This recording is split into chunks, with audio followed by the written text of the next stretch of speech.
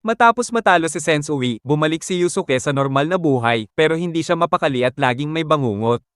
Naiisip niya pa rin ang huling laban, lalo na nang kinontrol siya ni Raizen para tapusin ito. Nag-absent si Yusuke sa school at nakipagkita kay Koenma na nasa adult form at nasa human world. Sinabi ni Koenma na parang tinatago na siya mula sa spirit world dahil sinuwi niya ang utos ng ama niya na patayin si Yusuke. Binalaan niya si Yusuke na ang utos ni King Yama na burahin siya ay nandyan pa rin. Napansin ni Koenma na frustrated si Yusuke kaya iminungkahi niyang bisitahin si Genkai. Habang naglalaro sila ng video game, napansin ni Genkai ang pinagdadaanan ni Yusuke at binigyan siya ng address ni Kuroko Sonoda, ang unang spirit detective, para makatulong sa kanya. Pumunta si Yusuke sa address, pero agad siyang inararo ng dalawang bata, sina Keisei at Fubuki, na may malakas na spiritual power at parang guard dogs laban sa demonyo. Pero madali lang silang nahandle ni Yusuke gamit lang ang mga daliri niya. Lumabas si Kuroko at pinigilan ng mga bata at tinanggap si Yusuke sa bahay nila. Nakilala rin niya ang asawa nito na si Shogo Sato, isang manunulat. Nag-uusap sila tungkol sa buhay bilang spirit detective at ang bigat ng responsibilidad nito. Ibinahagi ni Kuroko ang pananaw niya tungkol sa kahinaan ng isang tao tulad ni Sensui. Samantala, nag-usap sina Genkai at Koenma tungkol sa panganib kay Yusuke. Sinabi ni Genkai na naglabas si King Yama ng utos sa iba't ibang grupo para patayin si Yusuke. At posible na pati si Kuroko ay may ganitong mission. Pagsapit ng gabi sa bahay ni Kuroko, naputol ang tahimik na usapan ng may dumating na tatlong misteryosong lalaki. Ang mga ito ay galing sa Demon World at may dalang imbitasyon para kay Yusuke na bumalik sa Demon Realm. Si Yusuke Urameshi, habang iniisip pa rin ang pagbabalik niya sa buhay at ang pagiging may dugo ng demonyo, ay binisita sa bahay niya ng tatlong misteryosong demonyo. Ipinakilala nila ang sarili bilang mga mensahero ni Raizen, isa sa tatlong hari ng Demon World. Ang leader nila na si Hokushin ay ipinaliwanag ang sitwasyon sa Demon World. Nahahati ito sa tatlong hari na magkakapantay ang lakas, sina Raizen, Makuro, at Yomi. Sa loob ng 500 taon, wala silang malinaw na desisyon tungkol sa pagkain ng tao. Ang grupo ni Raizen ay tumigil na sa pagkain ng tao habang ang dalawa ay tuloy pa rin. Dahil dito, si Raizen ay nanghihina at unti-unting namamatay sa gutom. Kapag tuluyan siyang nanghina, maaaring magkagulo at magkadigmaan at posibleng umabot ito sa human world. Para subukan ang lakas ni Yusuke, hinamon siya ni Hokushin sa isang maikling sparring match. Ginamit ni Hokushin ang ability niyang elasticity kung saan kaya niyang i-stretch at galawin ang katawan niya para umiwas at umatake. Kahit malakas si Yusuke, natalo siya sa diskarte at experience ni Hokushin. Pagkatapos, ibinunyag ni Hokushin na si Raizen ang ninuno ni Yusuke at siya ang dahilan kung bakit nagising ang demonic power niya. Tinatawag siya ni Raizen sa Demon World para balang araw ay pumalit bilang hari. Sa simula, naiinis si Yusuke dahil parang minamanipula siya, pero na-curious din siya sa ideya na makilala si Raizen, ang demonyong kumontrol sa kanya noong laban nila ni Sensui. Sa huli, naisip ni Yusuke na ang buhay niya bilang spirit detective ay tapos na. At kailangan niyang pumunta sa Demon World para maintindihan ang sarili niya at ang paparating na gulo. Matapos ang nangyari sa bahay ni Kuroko Sato, sinabi ni Hokushin at ng mga kasama niyang S-Class Demons na babalik sila matapos ang isang linggo. Inamin ni Hokushin na kumakain pa siya ng tao para lumakas, pero balak niyang tumigil kapag naging maayos na ang sitwasyon sa Demon World. Pagkaalis ng mga demonyo, sinabi ni Kuroko kay Yusuke na mas mabuting pumunta siya sa Demon Realm. Ibinunyag niya na may utos ang spirit world na patayin siya dahil sa dugo niyang demonyo, pero tinanggihan niya ito.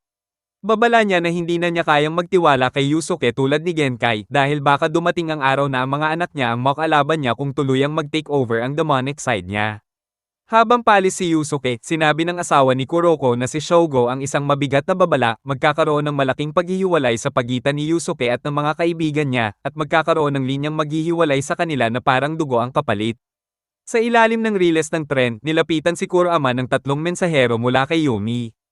Isa sa tatlong hari. Binigyan siya ng message ball na nagsasabing gusto ni Yomi na may koneksyon sa dati niyang pagkatao bilang Yoko Kurama na bumalik siya sa Demon World bilang kanang kamay niya. Dumating si Hiei at sinabi na nakatanggap din siya ng mensahe mula kay Makuro, ang pangatlong hari, na gusto siyang gawing right-hand man. Plano ni Hiei na pumunta, hindi dahil sa loyalty, kundi para gamitin ang resources ni Makuro para lumakas pa. Samantala, si Kuwabara ay nasa bahay at pinag-aaral ng ate niyang si Shizuru.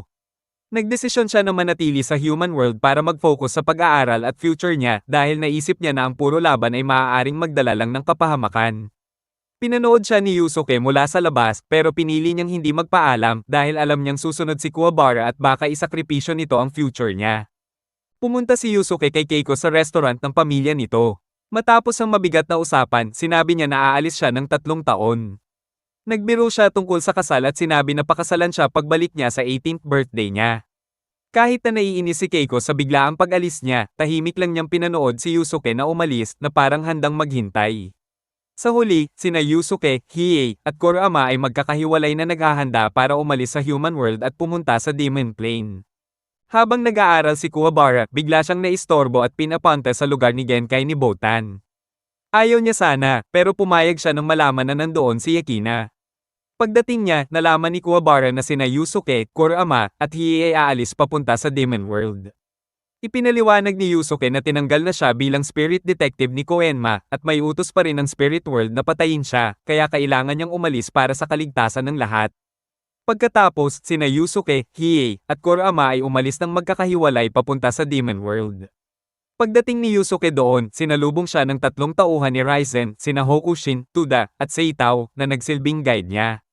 Habang papunta sila sa base ni Raizen, makikita ang iba't ibang klase ng lugar sa Demon World parang ibang planeta. Nakarating si Yusuke sa fortress at sa wakas ay nakilala niya si Raizen, ang kanyang ninuno at isa sa 3 hari. Galit pa rin si Yusuke dahil sa ginawa ni Raizen noong laban nila ni Sensui, kaya agad niya itong inatake. Kahit payat at mukhang nanghihina si Raizen dahil sa matagal na gutom. Madali niyang tinalo si Yusuke sa loob lang ng ilang segundo na nagpapakita na sobrang laki pa ng agwat ng lakas nila. Pagkatapos ng maikling laban, sinabi ni Raizen na plano niyang sanayin si Yusuke para maging kapalit niya dahil malapit na siyang mamatay sa gutom. Habang tuloy ang matinding training ni Yusuke kasama si Hokushin at ang ibang S-class monks, parang na-stuck siya. Kahit lumakas na siya ng sobra, wala siyang gana at direksyon. Narealize niya na iba ito sa dati niyang laban dahil wala siyang malinaw na kalaban kaya parang empty ang pakiramdam ng lakas niya. Binisita ni Yusuke si Raizen na sobrang hina na at malapit ng mamatay. Ibinunyag ni Raizen na mamamatay siya dahil ayaw na niyang kumain ng tao, isang pangako na ginawa niya noon matapos niyang ma-inlove sa isang babaeng tao.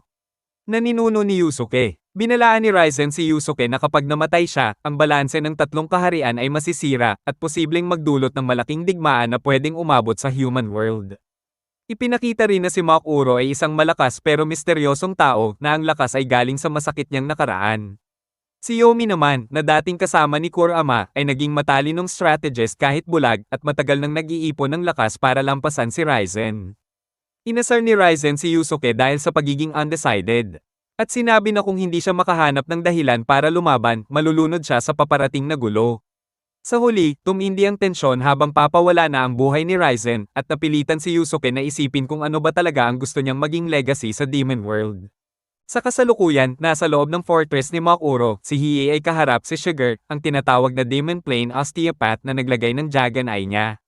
Nagsimula ang laban na buhay o kamatayan habang pabalik-balik ang alaala ni Hiei para ipakita kung bakit handa siyang mamatay sa laban na ito. Sa pinaka-climax, gumamit si Hiei ng sobrang risky na galaw para malusutan ang malaking blade ni Sugar. Hinayaan niyang maputol ang braso niya at masugatan ang tiyan para lang makakuha ng opening. Dahil doon, nakapagbigay siya ng malakas na vertical slash na naghati sa ulo ni Sugar.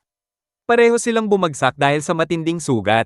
Sa alaala ni Hiei, lumaki siya kasama ang mga bandido matapos siyang itapon mula sa glacial country bilang isang amiko o cursed na bata. Lumala ang pagiging marahas niya hanggang pati ang mga bandido ay natakot at umiwas sa kanya.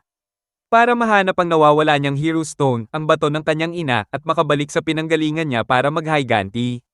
Hinanap niya si Sugar. Pumayag si Sugar sa operasyon sa 2 kondisyon, kailangan niyang ikwento ang buong buhay niya at hindi niya kailanman pwedeng sabihin sa kapatid niyang si Yakina na magkapatid sila. Matapos ang operasyon, bumaba ang lakas ni Hiei mula A-class hanggang D-class. Sa huli, nahanap niya ang lugar ng yelo pero nang makita niya ang malungkot at malamig na puso ng mga nandon, naisip niyang hindi sila karapat-dapat sa paghihiganti niya. Umalis siya nang hindi pumapatay. Kahit yung babaeng nagtapon sa kanya dati. Dahil nakita na niya ang pinanggalingan niya at nakita ang kapatid niya mula sa malayo pero hindi niya makausap, naramdaman ni Hiei na parang wala na siyang purpose, kaya handa siyang mamatay sa laban nila ni Sugar. Pagbalik sa kasalukuyan, inilagay ni Makuro si Hiei sa isang healing tank para gumaling ang katawan at braso niya. Ipinakita rin ni Makuro ang tunay niyang anyo na parang half-robot at babae at sinabi na nasa kanya ang nawawalang Hero Stone ni Hiei. Nakaligtas si Hiei at binigyan siya ni Makuro ng bagong dahilan para mabuhay, ang lumakas pa lalo bilang bahagi ng hukbo niya para sa paparating na laban sa Demon World. Naghanda si Kurama na umalis papunta sa Demon World. Sinigurado muna niya ang kaligtasan at saya ng kanyang nanay sa pamamagitan ng pagpapadala sa kanya at sa stepfather niya sa isang all-expenses-paid honeymoon na tatagal ng 1 buwan. Pagdating niya sa Demon World at sa lungsod ng Gandhara, agad siyang inambush ng 3 demonyo. Madali niya itong natalo, at nalaman niya na test lang pala ito na pinlano ni Yomi, ang Demon King na tumawag sa kanya. Nagkita muli sina Kurama at Yomi matapos ang 1,000 taon. Lumabas na noong nakaraan nila bilang mga Demon Bandits, si Yomi ang mainitan ng ulo na second in command, habang si Kurama bilang Yoko Kurama ang matalinong leader. Inimbitahan ni Yomi si Kurama sa isang war meeting kung saan sinabi niya na balak niyang sakupin ang buong Demon World. Ginamit ni Kurama ang talino niya para magbigay ng strategic advice at sinabi na kulang ang kasalukuyang general ni Yomi na si Shachi para sa laban-laban kina Raizen at Makuro. Habang nag-uusap sila, ibinunyag ni Yomi na siya ay bulag. Dinala niya si Kurama sa isang lihim na lugar kung saan may isang assassin na matagal nang pinapahirapan pero buhay pa rin. Ito ang taong nabulag kay Yomi noon. Pinilit ni Yomi ang assassin na sabihin kung sino ang nag-utos sa kanya. Lumabas na si Yoko Kurama ang nagplano nito para alisin si Yomi dahil delikado ito sa grupo. Pinatay ni Yomi ang assassin at sinabi na kahit bulag siya, kaya niyang basahin ang reaksyon ng katawan ni Kurama, kaya alam niya ang totoo. Binigyan niya si Kurama ng ultimatum. Maging kanang kamay niya o magpapadala siya ng mga assassin sa human world para patayin ang nanay ni Kurama. Dahil wala siyang choice, pumayag si Kurama na sumunod kay Yomi para protektahan ang pamilya niya. Bumalik si Kurama sa human world sa utos ni Yomi. Ang mission niya ay mag-recruit ng malalakas na kakampi para palakasin ang hukbo ni Yomi. Hinahanap ni Kurama ang mga dating kalaban at kakampi niya mula sa Dark Tournament para sanayin sila para sa paparating na laban sa Demon World. Tinipon niya ang 6 na demonyong mandirigma sa temple ni Genkai, sina Chu, Rinko, Jin, Toyo, Shishiwakamaru, at Suzuki. Habang si Genkai ang bahala sa physical training, si Kurama naman ang nagtuturo tungkol sa laban at diskarte. Pinupush sila para mas lumakas pa. Si Shishiwakamaru ay makikitang nasa maliit at parang imp na anyo habang nagte-training. Samantala sa Demon World, si Shachi, ang ambitious at selosong general ni Yomi, ay nagiging paranoid sa pag-angat ni Kurama. Natuklasan niya ang human family ni Kurama at sinubukang gamitin ito laban sa kanya. Nagpadala siya ng parasite demon na si Kara para kontrolin ang stepbrother ni Kurama na si Shuichi Hatanaka at nagbanta na papatayin ito kung hindi susunod si Kurama. Hinarap ni Kurama si Shachi na feeling panalo dahil sa hawak niyang alas. Pero nag-backfire ang plano dahil ang mga banta niya ay nagising ang malamig at ruthless na side ni Yoko Kurama.